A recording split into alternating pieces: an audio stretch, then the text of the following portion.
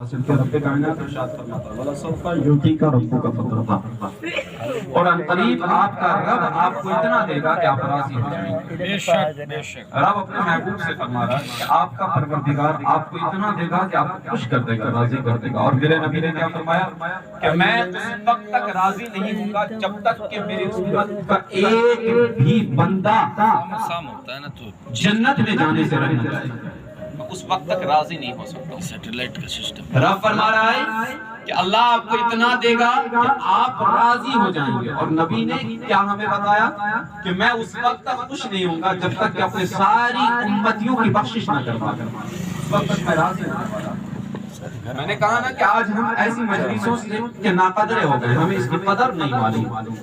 حدیث شریف ہے حضرت ابو ہریرہ رضی اللہ تعالیٰ عنہ راوی، حضرت ابو ہریرہ روایت فرماتے ہیں، حدیث شریف بہت لمبی ہے، مختصر میں آپ سنیں۔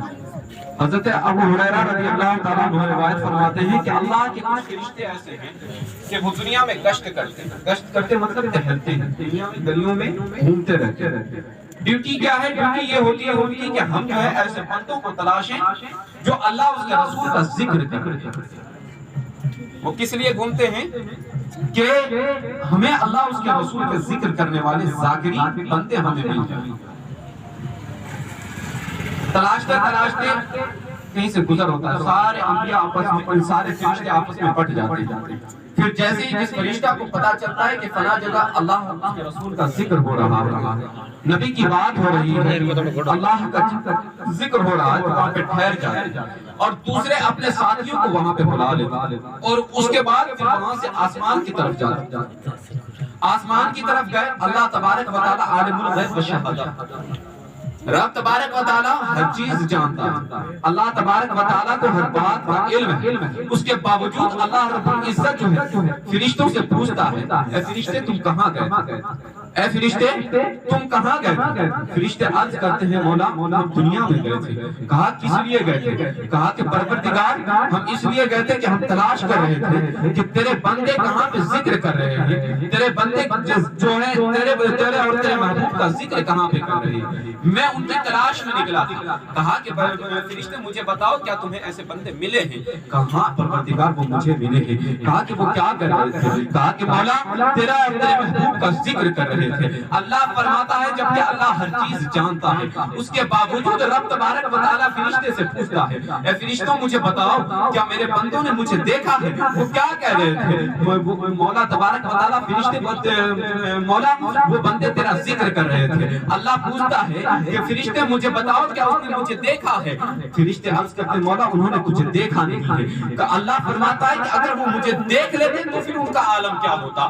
فرشتے بولتے ہیں یا پروردگار اگر وہ تجھے دیکھ لیتے تو اور بھی زیادہ ذکر کرتے، تیرا اور بھی تیری اور بھی بڑائی بیان کرتے، تیرا اور بھی چرچا کرتے۔ کہا کہ پھر فرشتے سے اللہ تبارک و تعالیٰ پوچھتا ہے کہ فرشتوں اور کیا کہہ رہے تھے؟ بندے کہتے ہیں، فرشتے عرض کریں گے کہ مولا بندے کہہ رہے تھے کہ وہ جنت کے طلبگار تھے، وہ جنت مانگ رہے تھے۔ اللہ پوچھتا ہے کہ فرشتوں مجھے بتاؤ کیا انہوں نے جنت کو دیکھا ہے؟ کہا کہ نہیں پروردگار انہوں نے جنت کو نہیں دیکھا ہے۔ کہا کہ اگر وہ جنت کو دیکھ لیں تو کیا ہوگا؟ کہا کہ ان کی لالچ اور زیادہ بڑھ جائے گی، ان کی دلچسپی اور زیادہ بڑھ جائے گی، وہ اور بھی تیرا ذکر کریں گے، اور بھی تیرا نام لیں گے، اور بھی جنت کے طلبگار ہو جائیں گے۔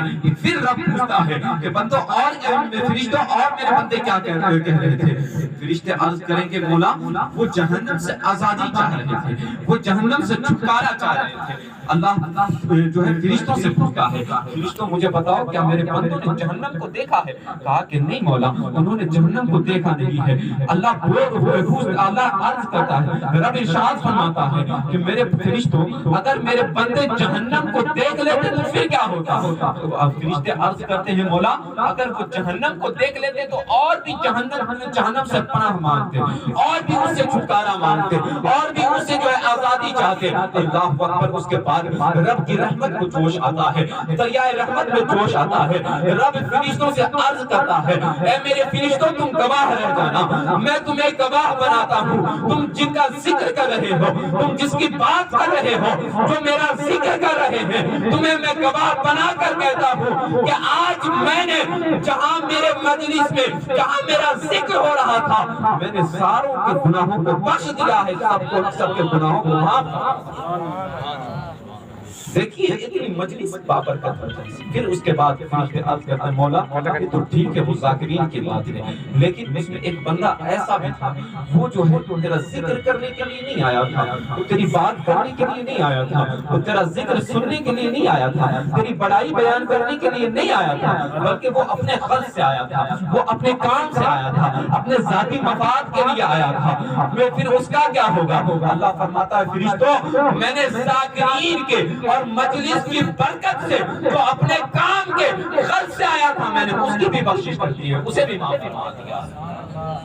دیکھیے اللہ کی رحمت حق بہانا بھی چویت، اللہ کی رحمت جو ہے بہانا تلاش کرتی ہے کہ میرے بندوں تم جو ہے میرے رحمت کے دروازے کھلے ہوئے ہیں، تم توبہ تو کرو، میرے پاس آؤ تو صحیح، میرے دربار میں آؤ تو صحیح، میں بخشنے کے لیے ہمیشہ تیار ہوں۔ تم ہی ہو جو میرے گھر سے دور بیٹھے ہو، تم ہی ہو جو میرے چوکھٹ پہ آنا نہیں چاہتے ہو، تم ہی ہو جو میرے دروازے سے بھاگے ہوئے ہو۔ اللہ اکبر، یاد رکھیے اللہ کے حبیب صلی اللہ علیہ وسلم نے ارشاد فرمایا ہے التائب من الذنب کمن لا ذنب لا، گناہوں سے توبہ کرنے والا ایسا ہی ہے جیسے اس نے گناہ کیا ہی نہیں ہے۔ اللہ اکبر، آپ نے گناہ کر لیے، آپ سے نہ انجانے میں جو ہے خطا جو ہے یاد نہ رہا، اس کے علاوہ اگر غلطی سے اگر گناہ ہو بھی گیا ہے اس پہ نادم ہونے کی ضرورت نہیں، شرمانے کی ضرورت نہیں، مایوس ہونے کی ضرورت نہیں۔ قرآن کہتا ہے لا تقنطوا من رحمت اللہ، اللہ کی رحمت سے نا امید نہیں ہونا بندے، اللہ کی رحمت ہمیشہ آپ کا استقبال کرنے کے لیے تیار ہے، اللہ کی رحمت ہمیشہ آپ